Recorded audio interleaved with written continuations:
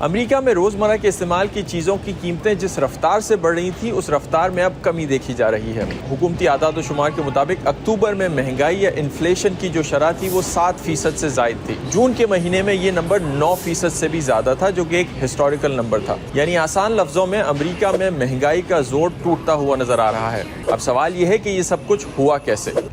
जितने भी इकोनॉमिस्ट हैं, जब भी वो महंगाई को एक्सप्लेन करते हैं तो एक सिंपल रूल बताते हैं, वो ये कि मार्केट में जब भी किसी भी चीज़ की डिमांड बढ़ जाए या उसकी सप्लाई कम हो जाए तो उसकी कीमतें ऊपर चली जाती हैं। अब अगला सवाल ये है कि अमेरिकी हुकूमत डिमांड एंड सप्लाई के इस बैलेंस को किस तरह अफेक्ट करती है।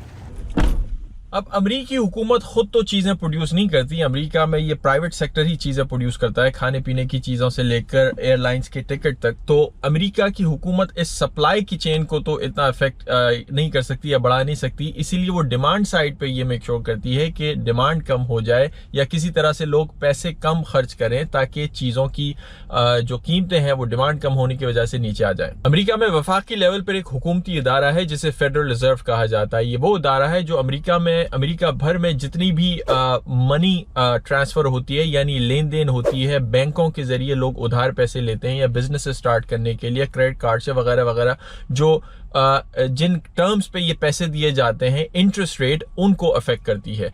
इस साल उस इदारे ने अमेरिका में 6 मरतबा इंटरेस्ट रेट अमेरिका में बढ़ाया, उनका जो बेंचमार्क रेट है वो बढ़ाया है। जिसका मतलब ये है कि अब अमेरिका में कोई बैंक से उधार पैसे लेने जाता है किसी बिजनेस के लिए, कोई घर खरीदने के लिए, कोई चीजें खरीदने के लिए, तो अब वो पैसा उनको ज्यादा महंगे टर्म्स पर मिलता है, ज्यादा इंटरेस्ट रेट पर मिलता है। जिसका मतलब ये है कि अब लोग वो न सिर्फ उधार कम ले रहे होंगे इन इंटरेस्ट रेट के बढ़ने की वजह से, बल्कि मार्केट में भी उस पैसे को कम खर्च करेंगे। मीनिंग ये कि जो लोग पिछले साल घर खरीद रहे थे, आज अब इस साल घर खरीदना ज्यादा महंगा है या ज्यादा मुश्किल है, तो घर बिकने कम हो जाएंगे, या बाकी कुछ बिजनेसेस जिनको स्टार्ट करनी है, इन्वेस्टमेंट वो स्लो हो जाएगी, या कोई और रोजमर्रा की चीजें खरीदने के लिए जब लोग ये खरीदने जाएंगे तो मार्केट में पैसा कम होगा इन इंटरेस्ट रेट के बढ़ने की वजह से। जिसका ओवर द टाइम नतीजा ये निकलता है कि मार्केट में स्पेंडिंग कम हो जाती है, लोग पैसे खर्च करना कम कर देते हैं, जिसके नतीजे में डिमांड कम होती है और सप्लाई को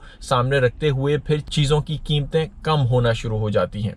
इसका एक इफेक्ट तो ये है, जो कि एक अच्छी बात है कंज्यूमर्स के लिए, क्योंकि महंगाई की जो शरह बढ़ रही होती है बार बार, उस रेट को कम किया जाता है और चीजों की कीमतें कम हो जाती हैं। लेकिन उसका नुकसान ये है कि इस मुल्क की या किसी भी मुल्क की ओवरऑल इकोनॉमी जो है, मईशत, वो सुस्त हो जाती है, क्योंकि लोग पैसे कम खर्च करते हैं इन इंटरेस्ट रेट के बढ़ने की वजह से, और इकोनॉमी स्लो डाउन का शिकार होती है, रिसेशन का शिकार होती है, जो कि एग्जैक्टली इस वक्त अमेरिका में हो रहा है। लेकिन चूंकि अमेरिकी हुकूमत का फोकस इस वक्त सिर्फ इन्फ्लेशन को कम करना है या महंगाई को कम करना है, ताकि लोगों के लिए चीजें खरीदना आसान हो, इसीलिए वो रिसेशन पर इतने ज्यादा परेशान नजर नहीं आते जितने कि इन्फ्लेशन पर नजर आते हैं। अखबारी रिपोर्ट्स के मुताबिक अमेरिका में ये इंटरेस्ट रेट बढ़ाने का सिलसिला अगले साल भी जारी रह सकता है। मीनिंग ये कि अमेरिकी हुकूमत की तरफ से मजीद इंटरेस्ट रेट बढ़ाए जाएंगे और मजीद मार्केट में पैसा स्पेंड करने की जो लोगों की सलाहियत है वो आने वाले महीनों में कम होती जाएगी। यानी इकोनॉमी में, अमेरिका की मईशत में स्लो डाउन देखा जाएगा और साथ साथ इन्फ्लेशन या महंगाई में भी मजीद कमी देखने को मिलेगी आने वाले महीनों में।